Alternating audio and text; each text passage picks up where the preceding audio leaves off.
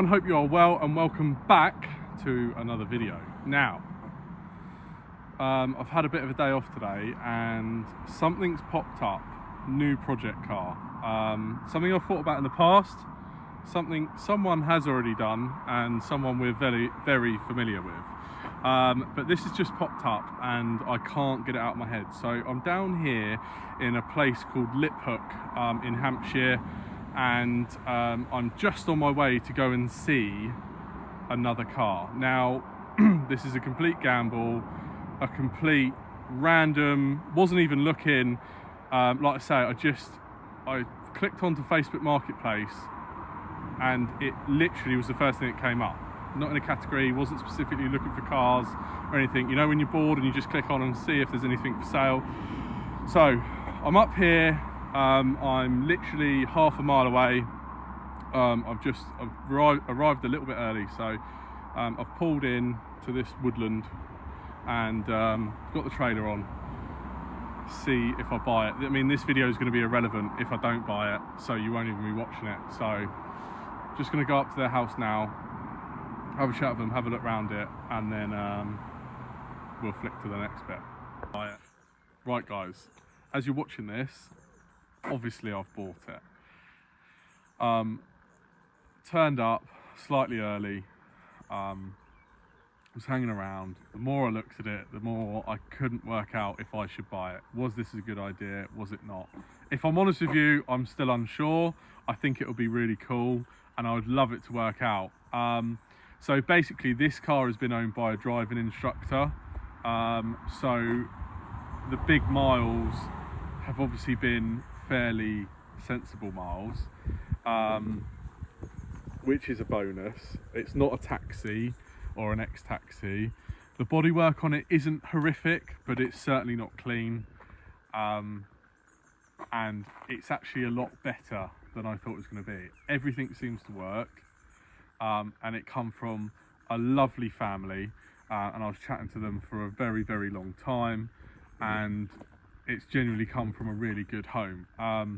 The benefit is that he had one of these before and he's bought another one to replace them, so he is very confident. I told him what I was planning to do with it. He's very confident, and I'm definitely going to keep in touch with him. So it's on the trailer and I don't know if I should show you. Oh no, I can't show you yet. So let me get it home, I'll get it off the trailer and then we'll do a video, because you don't want to see it. It's strapped down. I want to walk around it, show you everything. What have I done? It'll be fine. Right, so now we'll cut back, or cut to, this is the car.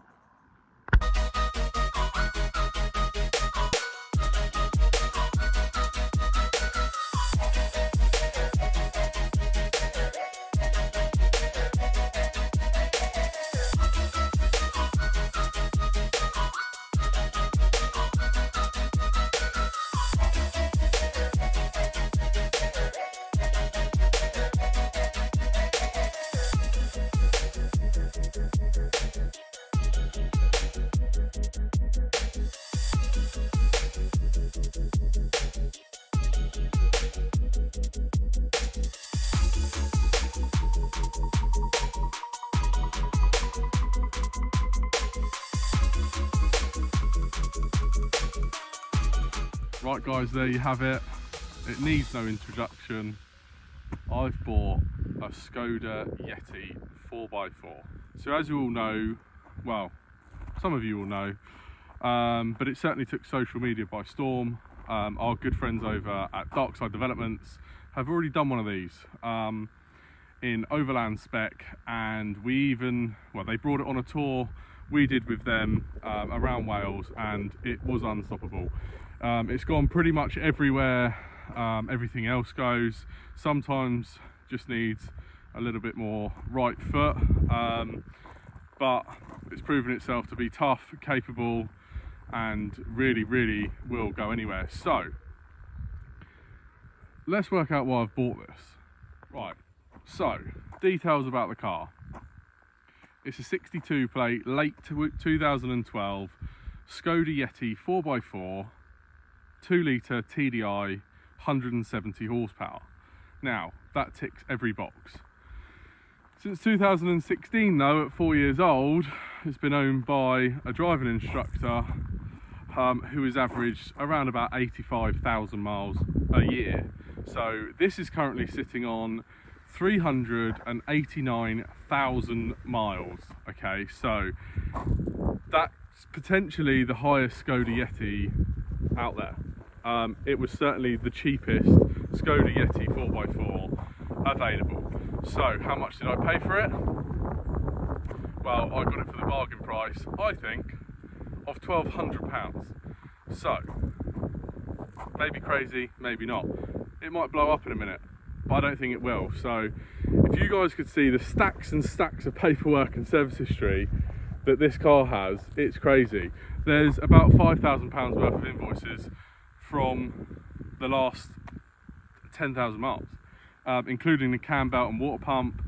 It's had 3 clutches in its life, God knows how many cam belts, and it's got a horrendous amount of service stamps in the book. So really, you got to think, with this mileage car, it drives so well. It drives like a 50,000 mile car.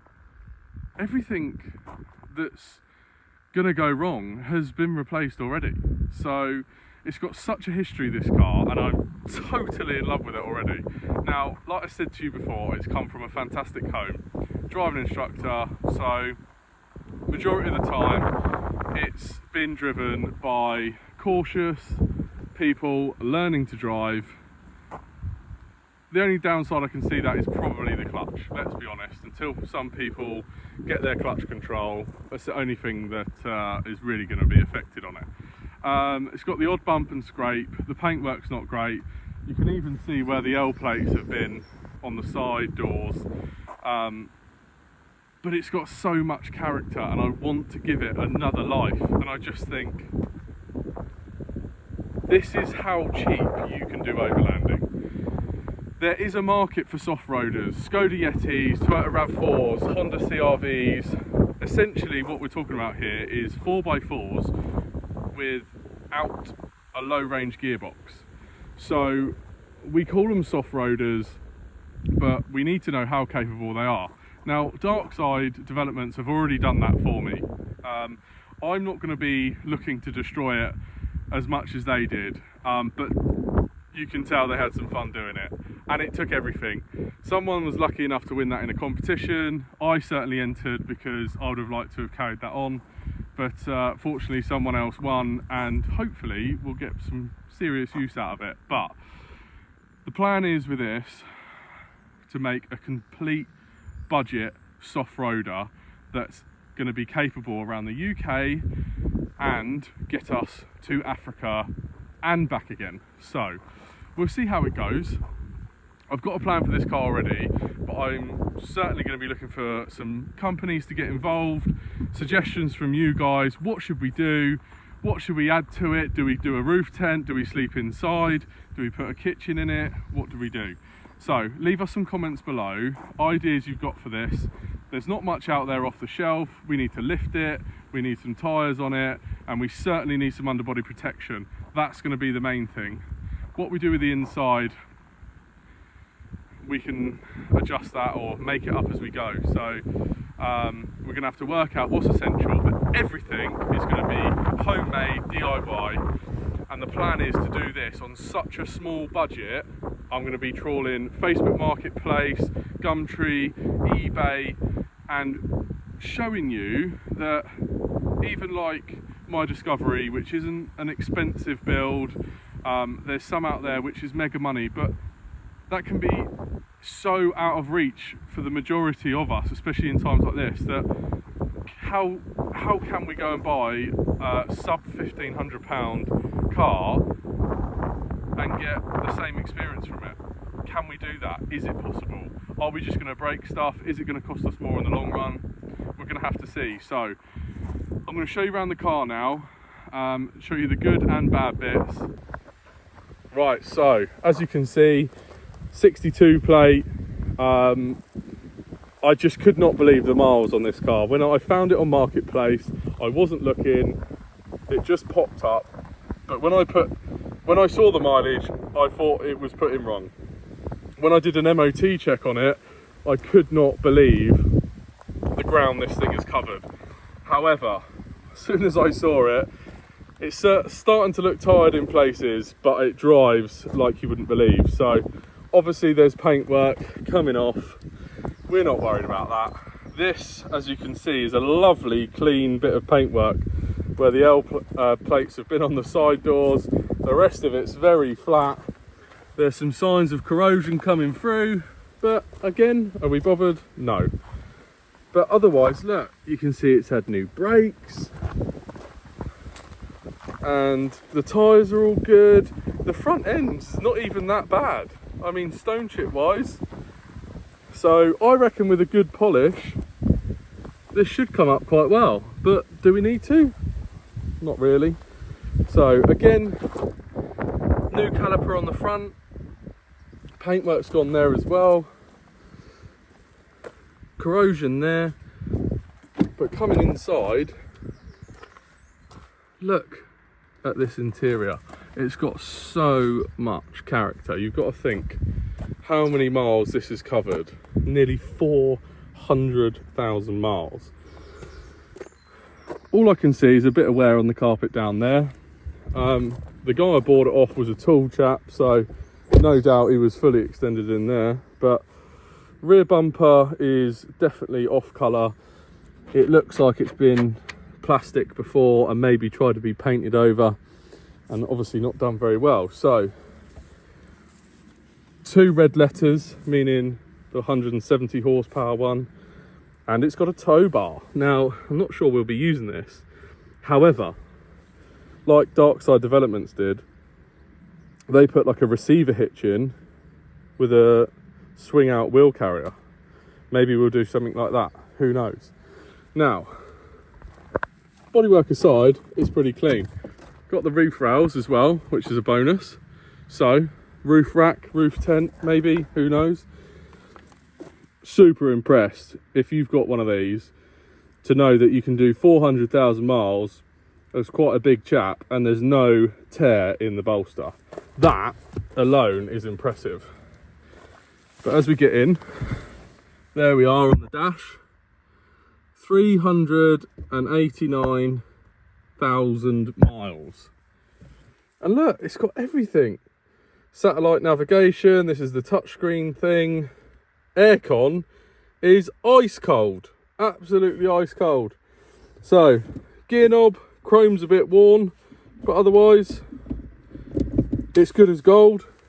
And even the steering wheel isn't that bad. Now, let me just get the key. And I'll show you. I've probably got to put the clutch down, haven't I? Yeah. Turn the wheel. Now look at this. Oh, first turn of the key, and listen to it.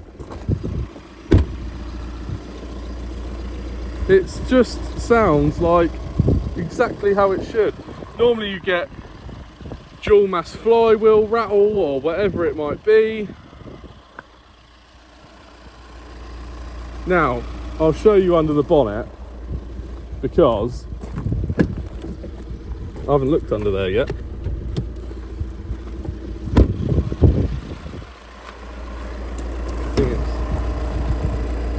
Oh, there we go. Oh, I think it's supposed to have something on that cover. I mean, it kind of looks like 400,000 miles under here, but looks like a new alternator. Don't really know what I'm looking at, to be fair.